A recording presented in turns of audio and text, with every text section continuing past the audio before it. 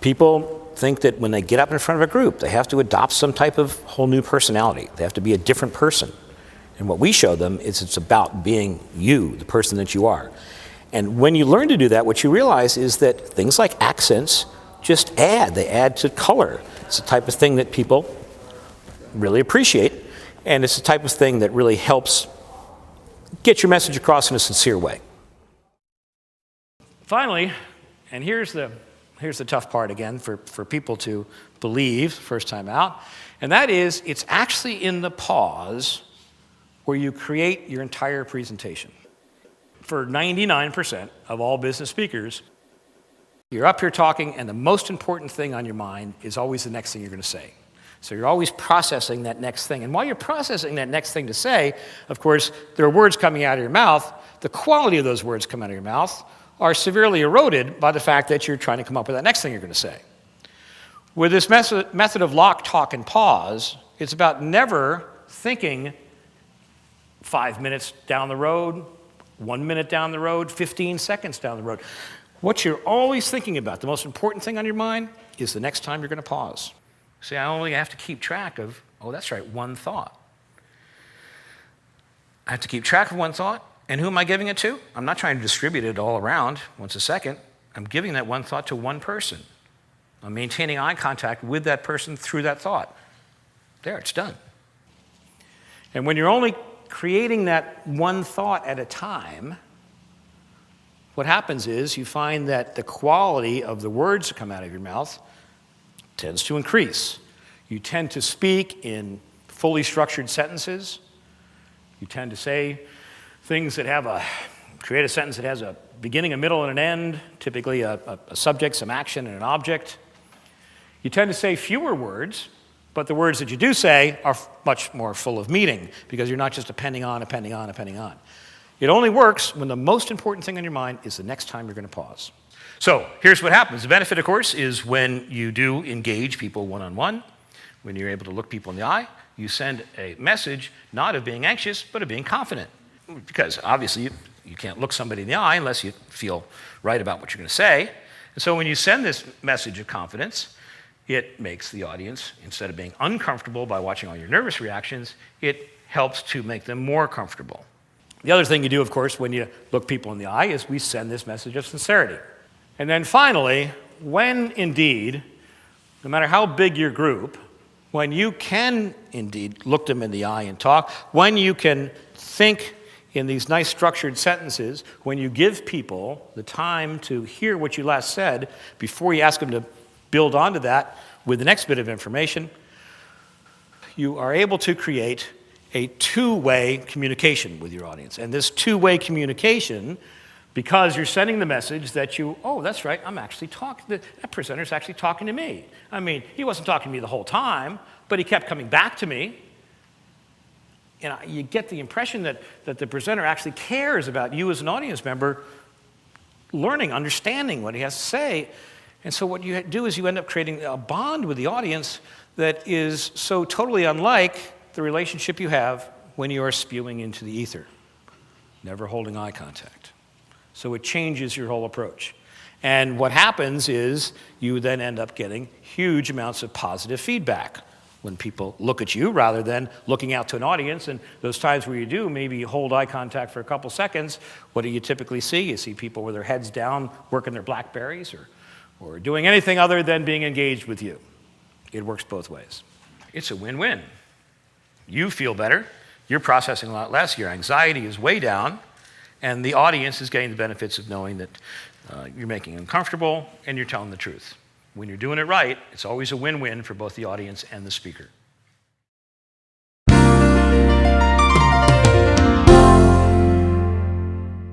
The reason a pause is so important is the pause when you speak is equivalent to the paragraph in the written word. It's that simple. How many people like to read textbooks that have nothing but solid text over a page? No breaks, no anything? I remember some chemistry books, physics books. You look at a page, it's completely filled with text, no breaks whatsoever. Your brain looks at it and goes, no, I don't think so, and you close the book. Now, you take a newspaper. Think about a newspaper. Anybody know how many sentences there are in the average newspaper paragraph? 2. USA Today, 1. But really, pick up a newspaper, and the average numbers of sentences in paragraph is 2. Because why? Well, newspapers are in the business of trying to deliver new information to people quickly. They know they have one shot to give it to you, because most people don't hold on to newspapers. They don't, they're not reference material. They read them through, and then they toss them in the trash on their way off the train. So the process of getting information, a lot of new information to people quickly, involves being able to parcel it out into nice little bite-sized morsels that the brain can ingest. The paragraph is a big key to that. Think about it. When a paragraph comes out, you read across paragraph, 1 sentence, 2 sentences, and then what do you get? You get nice white space. That white space is brain rest. And then even before we ask you to take in more information, we give you a little more white space, a little more brain rest. That's what a paragraph's all about. Well, the pause in speech works exactly the same way. That in order to get your audience to really take in what you have to say, you got to learn to stop talking. Stop talking long enough for them to ingest that last thing you said, get a picture of it, try to put it into a context that they know before moving on to the next thing you're going to say.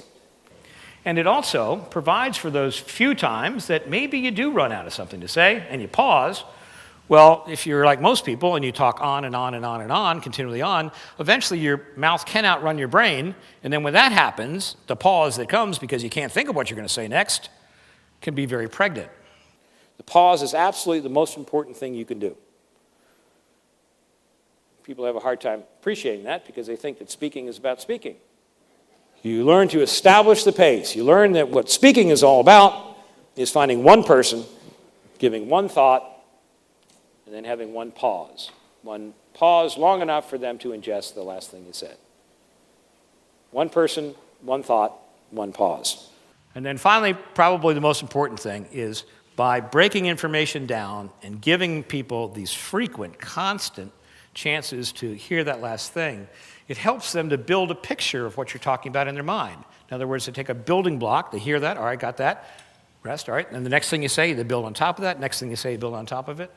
And people can much more clearly not just hear what you say, but they in this picture, they can engage a lot more senses.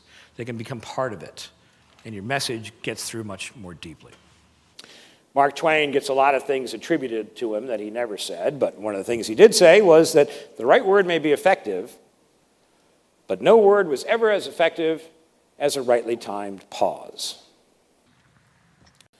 Somebody shout out the name of somebody in public life that they would consider to be a good public speaker. Barack Obama. Barack Obama understands the power of the pause. Bill Clinton.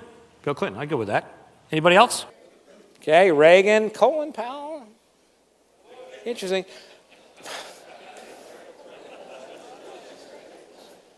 I won't go there. Bill Clinton. Bill Clinton is a name that often rises to the top. People think of Bill Clinton, regardless of what we think of his politics, which we won't get into. Regardless of what you think of his politics, most people consider Bill Clinton to be a good public speaker. And the reality is that Bill Clinton was, some poor kid from Arkansas that made it to a pretty high office, President of the United States. Because one thing Bill Clinton knows how to do is speak.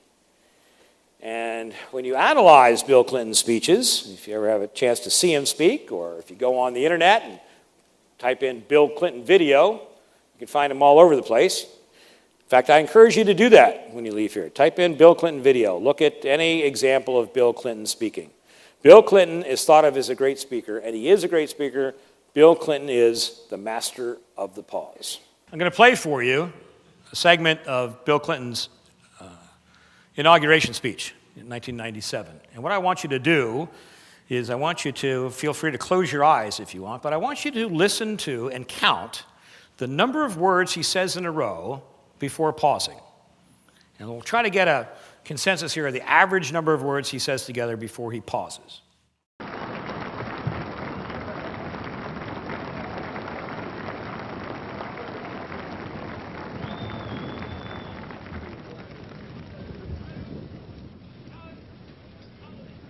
My fellow citizens, at this last presidential inauguration of the 20th century, let us lift our eyes toward the challenges that await us in the next century.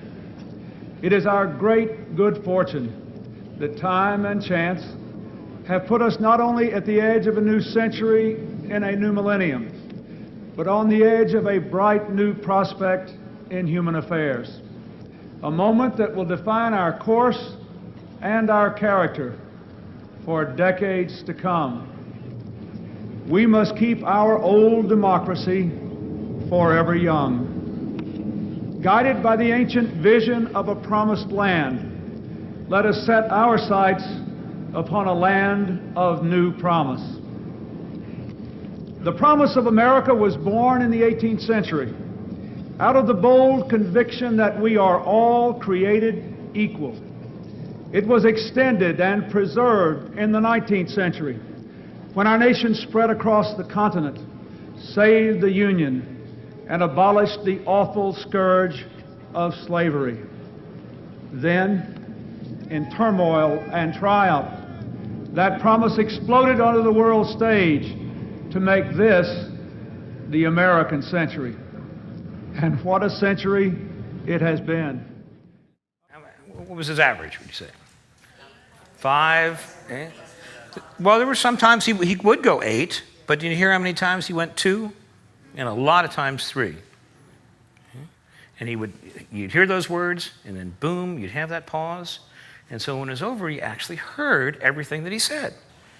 When you hear a person speak like that, you can follow, can't you? And not only follow it, but, well, I think it was fairly well proved. Most people were rather moved by Bill Clinton. In fact, Bill Clinton had the ability to get up there and give a speech, and if you didn't know better, you'd believe him.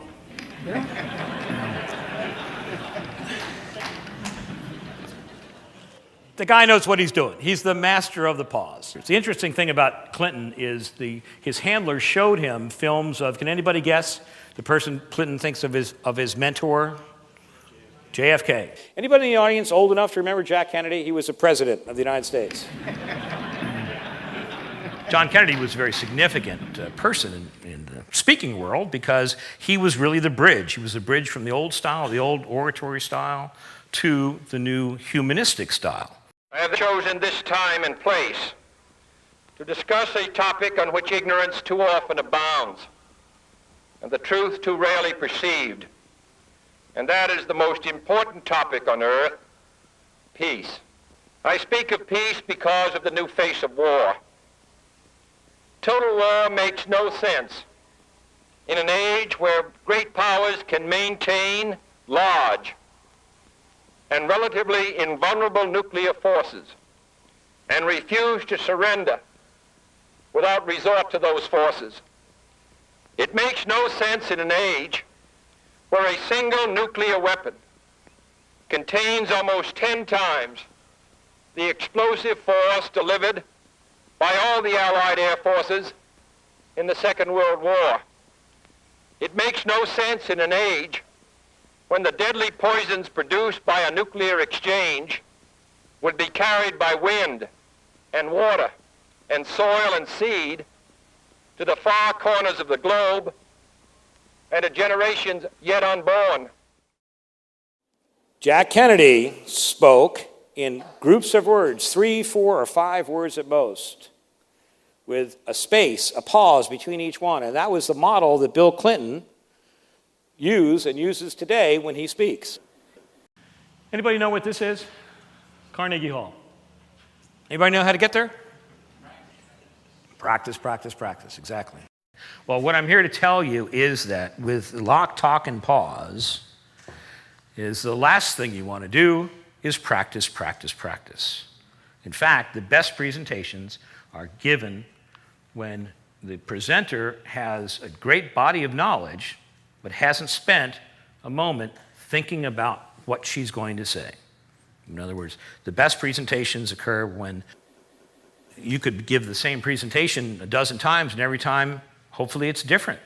Because every time, if you're doing it right, you're just dealing with those thoughts that come to you from your own internal knowledge base at the moment. You're always living in that moment because you know that the pauses that you have provide plenty of time to come up with that one thought, which is the next one out of your mouth. Every one of you here has within you the ability to create that one thought on the spot. because that's what you're doing anyway, only you've got 6, 8, 10 of them, and you're trying to juggle them all around, and you try to come out with one. And what we're saying here is that that's working too hard. By the way, anybody ever hear Bill Clinton's buddy Al Gore speak? Do we like Al Gore? Do we think of Al Gore as being a great speaker? Al Gore spoke at the 2000 convention when he did his acceptance speech for the presidential nomination. Al Gore had his 130-point program for America that he thought was very important to get out. I'm serious. That's what he called it, 130-point. And he had 45 minutes to speak. And so he started out, and Al Gore spoke for 45 minutes straight without ever pausing for a moment. And what happened was, during the first 20 minutes of his speech, people hearing things that they like would applaud. They'd try to applaud. But then they found that although they would applaud, he wouldn't stop speaking. And so then it became something they felt very uncomfortable with, because they were talking over him. They were applauding over him. And so for the last 20 minutes of his speech, he spoke and nobody applauded at all. He just spoke for 20 minutes straight, not a single break. And I think if you were to give a pop quiz to the audience and ask them how many of those 130 points for America people could remember, probably was no more than 3. So it's about eye contact. Effective speaking requires finding one person in the audience to whom you're going to give a thought. Give that entire thought to one person. Carry on a series of one-on-one conversations with each and every member of the audience, and then learning how to pause, giving them a moment for all that to sink in before you move on to the next person.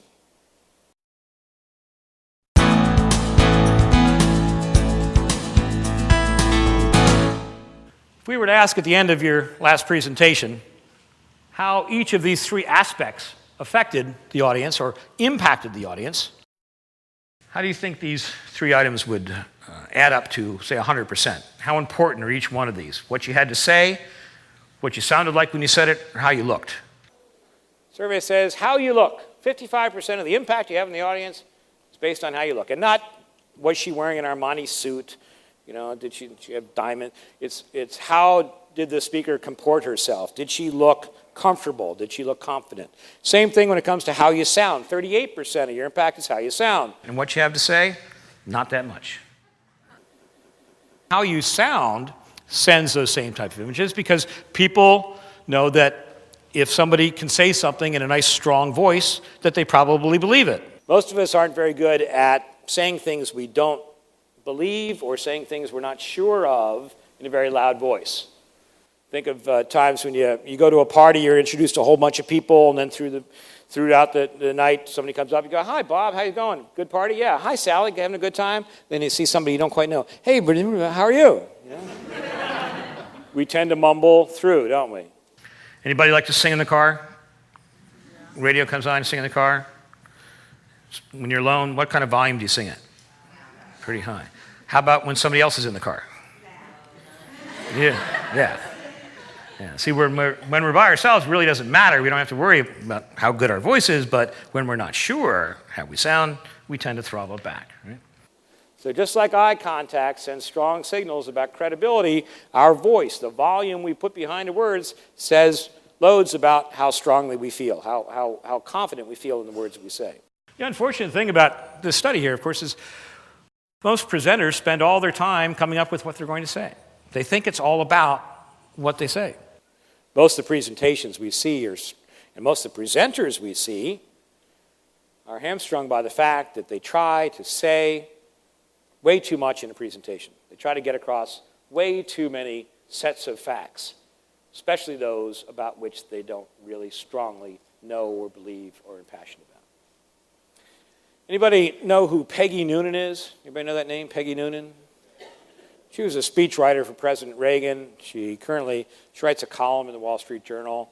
She's written a number of books on public speaking.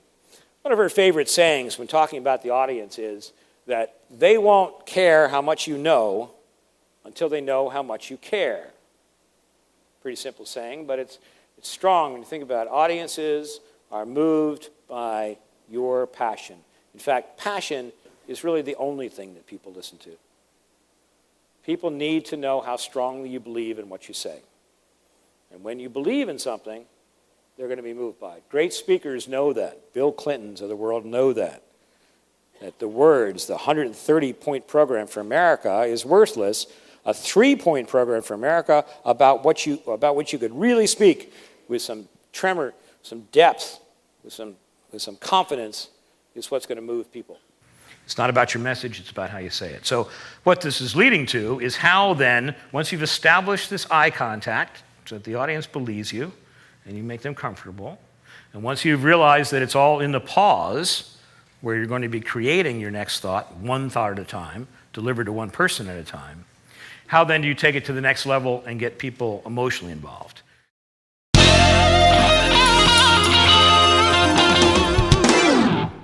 Gestures go back to rule number 2. When you're doing it right, it's a win-win for both the speaker and the audience.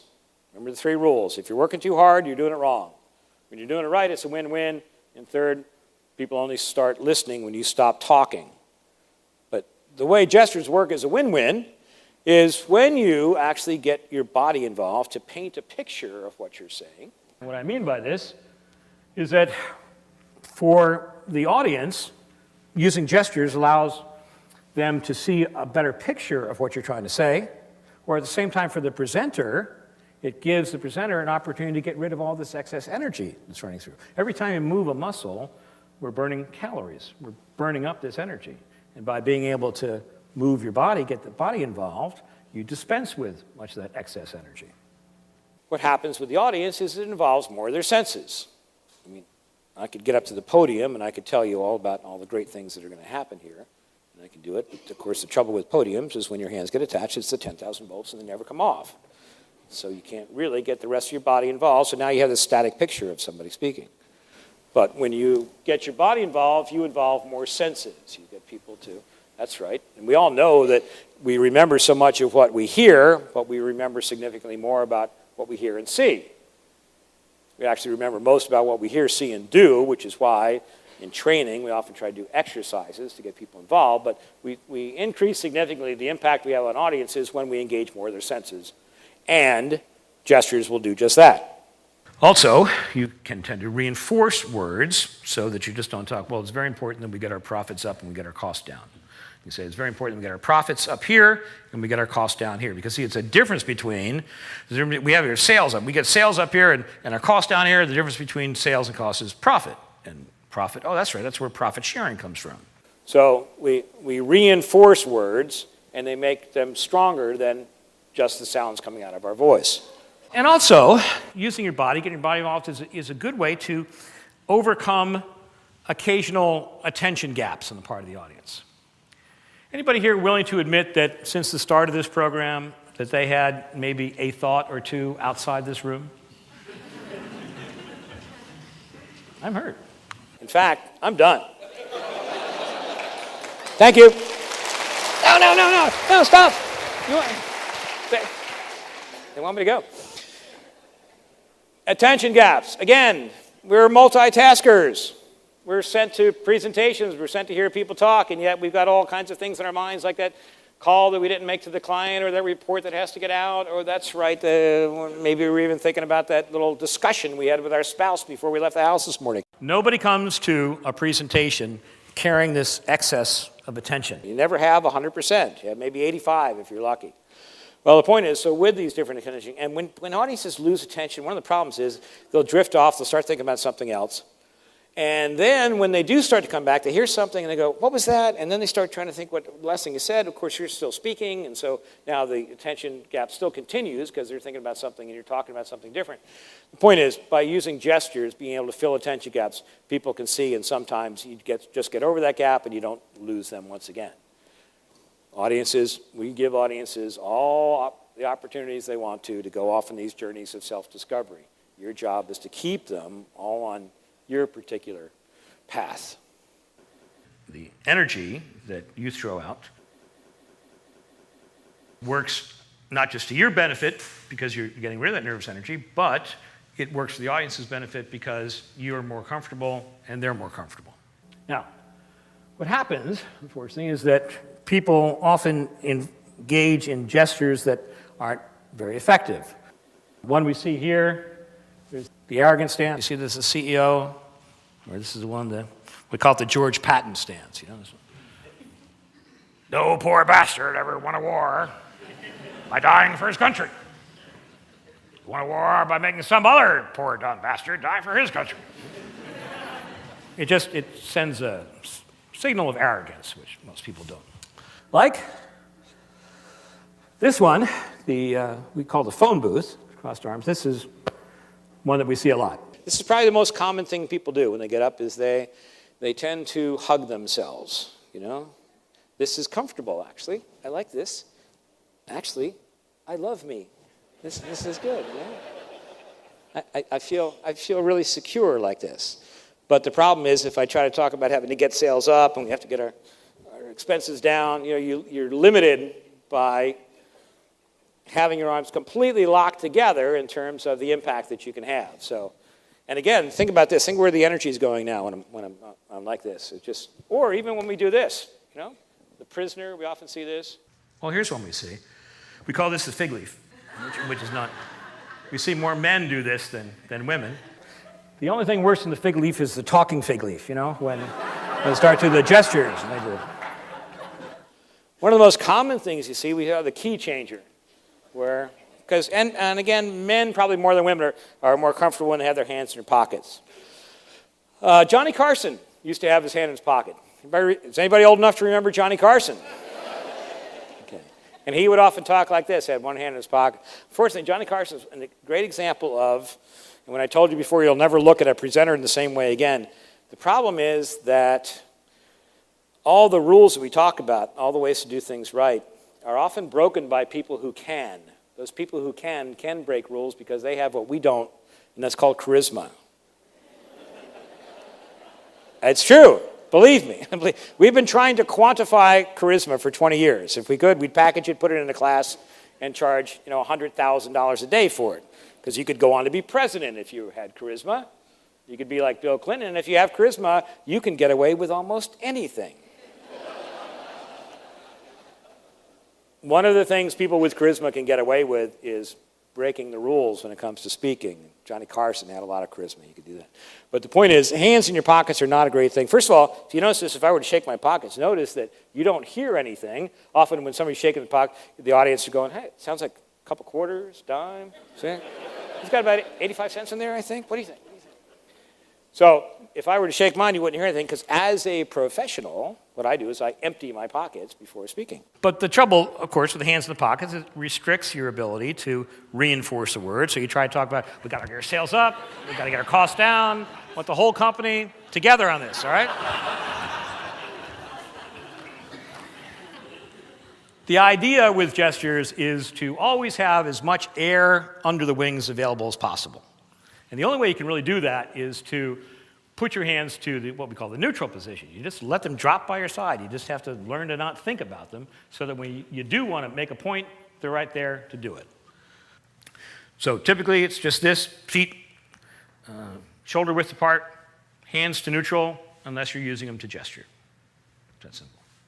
If you can't do anything that you learned here today, if you do nothing else, you've taken nothing home, you learn this one, is that all great communicators knew how important it was to smile. When we talk about eye contact, we talk about, really, I always preface it by saying in Western civilizations, Western cultures, we tend to associate eye contact with telling the truth. But there are other cultures where eye contact is not appropriate, or eye contact has more rules. Typically in Asia, cultures there demand a certain level of equality with the person who's looking you in the eye. If you're in Japan and you work for the company as a middle manager, you can't look the CEO in the eye, right? Just that's how it works.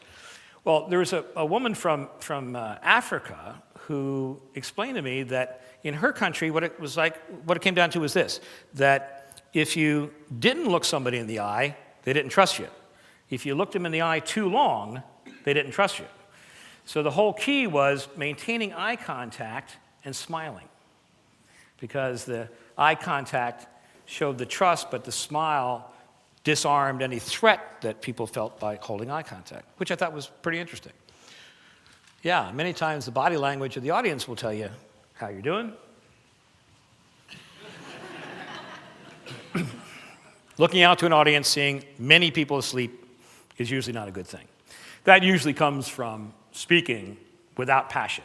It comes from speaking in a monotone.